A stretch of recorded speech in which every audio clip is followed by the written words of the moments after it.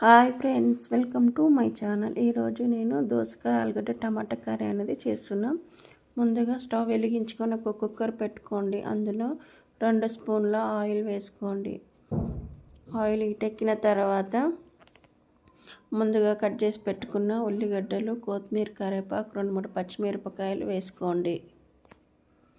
అవి కొద్దిగా వేగిన తర్వాత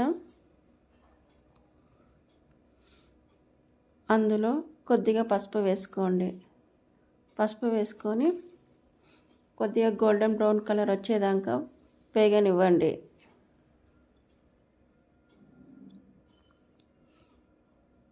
అవి వేగిపోయిన తర్వాత ముందుగా కట్ చేసి పెట్టుకున్న దోసకాయ ముక్కలు, ఆలుగడ్డ ముక్కలని కడుక్కొని మళ్ళీ అందులోకి వేసేసుకోండి.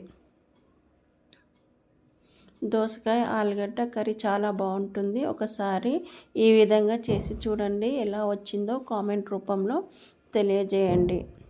మనం ఆలుగడ్డ దోసకాయ ముక్కలు వేసుకున్నాం కదా, వేసుకొని కలుపుకొని ఒక 2 నిమిషాల పాటు మగ్గిన తర్వాత అందులో రుచికి సరిపడంత కారము, రుచికి సరిపడంత ఉప్పు వేసుకోండి.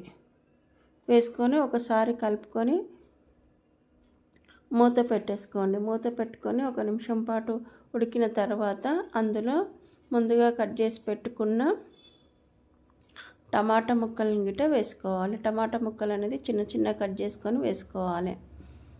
వేసుకొని ఒకసారి కలుపుకోండి. కలుపుకున్న తర్వాత నేను ఇంట్లో తయారు చేసిన మసాలాను అనేది వేసుకుంటున్నా.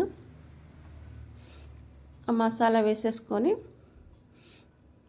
ఒకసారి కలుపుకొని అందులో ఒక చిన్న గ్లాస్ నీళ్ళు పోసేసుకొని మూత పెట్టుకొని ఒక 2-3 విజిల్లు వచ్చేదాకా ఉంచుకోండి. నేను మసాలా అన్నా కదా, అందులో ఏం లేదు.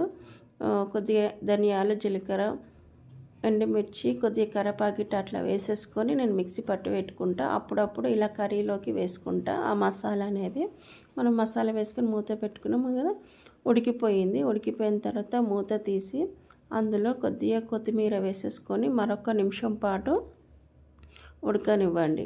ఉడికిన తర్వాత మనం మూత తీసుకొని ఒక గిన్నెలోకి తీసేసుకోవడమే.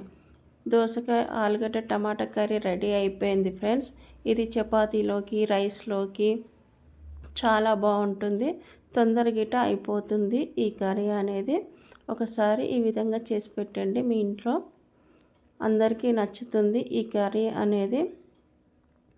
నచ్చితే మీ ఫ్రెండ్స్కి, మీ ఫ్యామిలీ మెంబర్స్కి షేర్ చేయండి.